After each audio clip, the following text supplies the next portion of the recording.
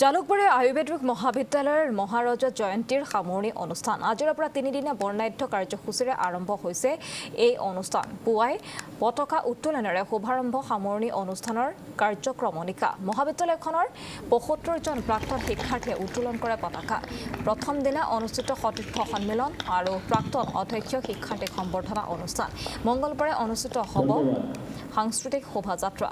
বিশেষ আলোচনা চক্ৰ বুধবাৰে অন্তিম কাৰ্যসূচীত অংশ ল'ব মুখ্যমন্ত্ৰী ডক্টৰ হিমন্ত বিশ্ব শৰ্মাই কেন্দ্ৰীয় মন্ত্ৰী সৰ্বানন্দ সোণোৱালেও অংশ ল'ব অন্তিম দিনৰ কাৰ্যসূচীত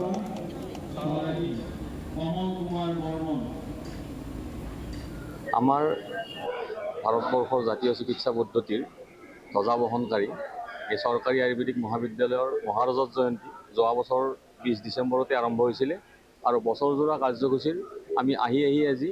অন্তিম পৰ্যায়ত উপনীত হৈছোঁ এইটো আমাৰ সামৰণি অনুষ্ঠান আজিৰ পৰা 3 দিনীয়াকৈ 18, 19, 20 ডিচেম্বৰত আমাৰ মহাৰজত জয়ন্তীৰ সামৰণি অনুষ্ঠান ইয়াত আয়োজন কৰা হৈছে আৰু এই সামৰণি অনুষ্ঠানটোৰ প্ৰথম কাৰ্যসূচী হৈছে আমাৰ প্ৰাক্তন সতীৰ্থ সন্মিলন আৰু সেই উপলক্ষে আমি যে ৰাতিপুৱা আমাৰ জ্যেষ্ঠ সতীৰ্থসকলৰ দ্বাৰা আমাৰ মহাৰজত জয়ন্তীৰ ৭৫খন পতাকা আমি উত্তোলন কৰিলোঁ আৰু এতিয়া আমাৰ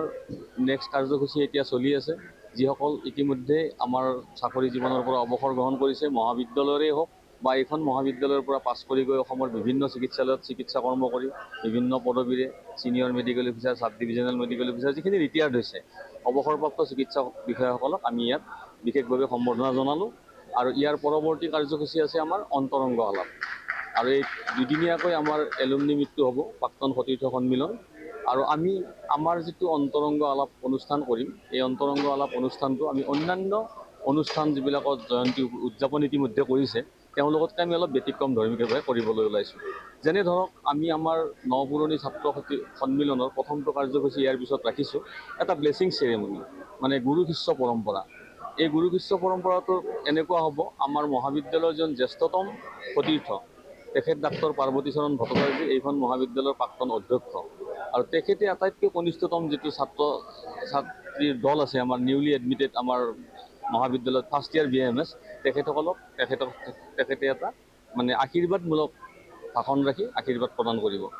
ঠিক তেনেদৰে আমাৰ যিখিনি ইণ্টাৰেক্টিভ ছেশ্যন অন্তৰংগ আলাপ হ'ব তাত প্ৰত্যেকটা ছেশ্যনতে আমাৰ এটা থিম দিয়া হৈছে অন্যান্য জয়ন্তীবিলাকত আপোনালোকে দেখিব তেখেতে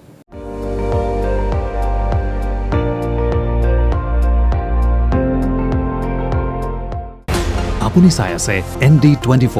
সৰ্বশ্ৰেষ্ঠ নহয় সৰ্বোত্তমৰ দৌৰ